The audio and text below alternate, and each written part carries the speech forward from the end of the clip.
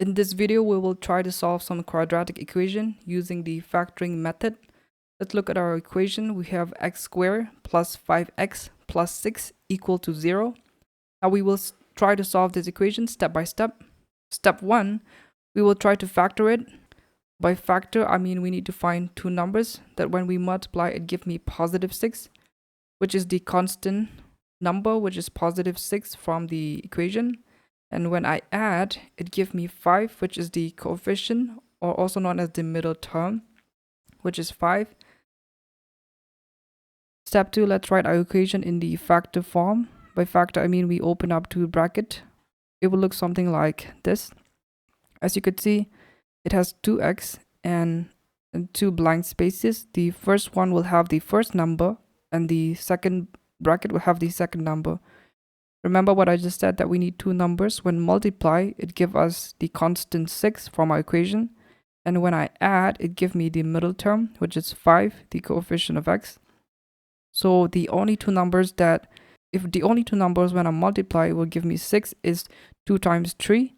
And when I add 2 plus 3, it would also give me 5, which is also the middle term. So I can just use 2 and 3. So I can use 2 as the first number and 3 as the second number. So it will look something like x plus 2 and x plus 3 equals 0.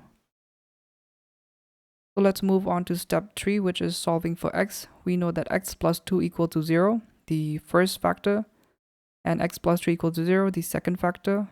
Now, if I do x equal and move 2, which is a positive, to the right side, and then it become a negative 2.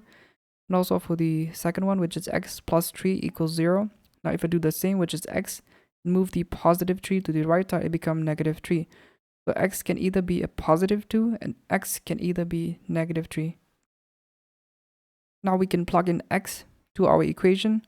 Let's try using the negative 2 first. So negative 2 to the power of 2 plus 5x, which is negative 2, plus 6 equals 0.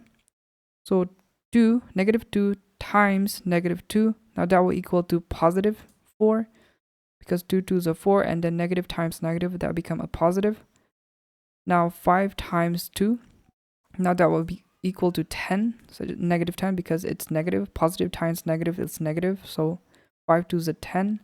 And then we add our constant, which is plus 6 equal to 0. Now what we need to do is do the subtraction, which is 4 minus 10. That would actually become negative 6 because 10 is greater than 4. Now if we do negative 6 plus 6, that will eventually be 0. So this equation cross out. So we know that it worked. So let's move on and use the negative 3 for x. Same approach. Negative 3 to the power of 2 plus 5, negative 3 plus 6. Now negative 3 times negative 3, that will become positive 9. And then positive 5 times negative 3, that will equal to negative 15, which is 5 3s are 15. And then 15, which is negative, plus 9. That will give me negative 6 because 15 is greater than 9, so it becomes negative 6. Now, negative 6 plus 6, that will equal to 0.